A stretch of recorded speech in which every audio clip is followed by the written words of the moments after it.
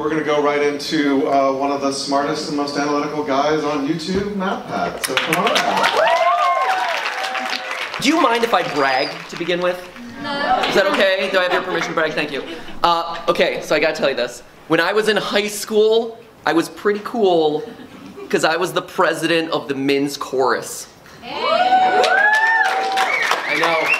I know a lot of you who aren't clapping are just horrendously jealous of me. I don't blame you. I too would be jealous of someone who was president of a club of men who got together at 6:30 in the morning to sing. Super cool stuff. But as president of the men's chorus, you know, I had one responsibility, and only one. This is no joke. I had to set up the chairs before anyone else got there. That was all it was. That is not a joke. I would get there at 6 in the morning and set up the 70 chairs for rehearsal. In all honesty, I don't think president of men's chorus was actually something that existed before I got to high school. I think my choir director, Mr. Bianchi, saw me getting there early and my enthusiasm for helping, and he's like, hey, I don't want to set up these chairs myself. You go set up these chairs, Matthew. You're president. Congratulations. Thanks, Mr. Bianchi. I was like the pity president, basically. Cool. So it's sophomore year, and I'm president of the men's chorus, and I'm setting up my chairs. It's the first couple weeks of school, and I notice that there's this new face. That there's this freshman who I'd never seen before, who is sitting kind of off on his own in the corner of the room, not really talking to anyone. I'm the president. I got to make sure that everyone's having a good time at the men's chorus. So I go out and I, sit next to him, introduce myself, and I quickly learn that his name is Mark. And Mark is kind of a funny kid. He's a bit overweight. He has this high tenor voice, a little crackly at the time, and he walks with this really extreme turnout. He has kind of like a duck walk. It's really cute. But at the same time, he's also one of the sweetest, most genuine people that you could ever meet. He's fantastic. He and I become fast friends because he tells me in that first conversation that he's actually into drama, and me being like the total theater geek outside of being a total choir geek. I'm like, oh my gosh, totally, let's absolutely audition later this week for the show. I'll introduce you to everyone in the club. It'll be awesome. You'll have a great time. And so we do. We go out to the audition. Mark gets a minor part in that fall show, which is fantastic for a freshman, and I get the nerd role because, of course, I get the nerd role. Hey guys, it's MatPat. So that's basically the tone of our life for the next 2 years, right? Theater and choir. So fast forward to my senior year, we're driving back in the bus from a choir concert that we had just finished. We're sitting in the back of the bus because that's where all the cool kids sit. Right? All the cool kids sit in the back of the bus. No. That's where the people who want to think they're cool sit.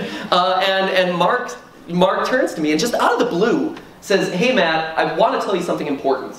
And I have no idea what he's talking about, but I see that we just pulled up to the all-you-can-eat Italian place that we were going to eat dinner at. So I'm like, okay, cool, let's talk about this later. I'm going to go eat some spaghetti. And he pulls me back down and sits me down in the seat. He's like, no, really, I want to tell you something important. I'm like, okay, what's up? And he says, thank you. And I'm like, thank you for what? And he's like, thank you for saving my life. Oh, okay. That's what he confesses to me in the back of that bus.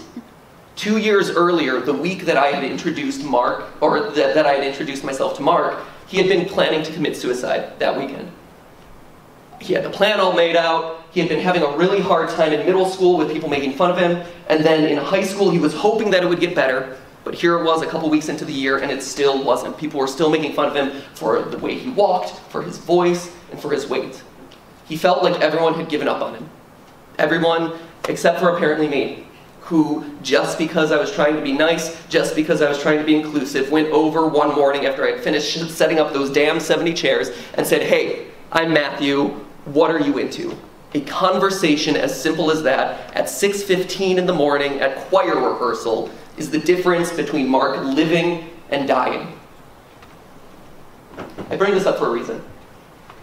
We live today in a world where the internet seems bent, or at least feels bent, on dividing us, on tearing us apart.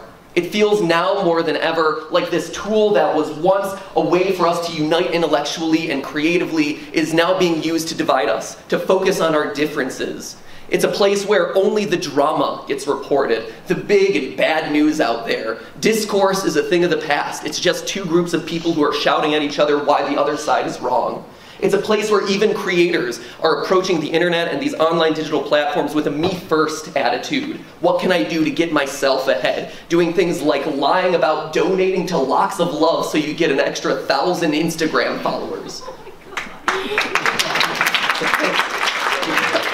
Like, how stupid is that? Like, seriously, Locks of Love for cancer patients. And here's the thing. All of you are creators, and if not all of you are creators, then all of you are viewers. Don't fall into those traps. If you're a creator, create a community around yourself that is supportive and positive. If you're just a viewer, then vote with your view. Don't support people or videos who are spewing out that sort of negativity or using that sort of negativity to grow their own presences. You have that power. You vote with your view. All of us, big or small, are influencers in some capacity. Some of us are small influencers with just our friends and family in our lives. And some of us are big influencers who are talking at the scale of millions on a worldwide stage. But regardless of whether you're a small influencer or a big influencer, as an influencer, you have to be a role model. And you are setting a tone for the people in your life and the people who listen to you.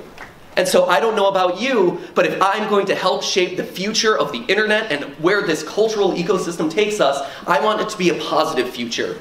One that is accepting and loving and kind and nice. But don't forget that first word, most important of all, accepting. Because here's the thing, you don't know how many marks are out there watching you. You don't know how many are out there watching every video that you put up, looking to you for that little glimmer of hope, that light to get them to the end of the week. So sure, do it for the good of your channel, do it for the good of your views, but most importantly of all, do it for Mark. Thanks, guys.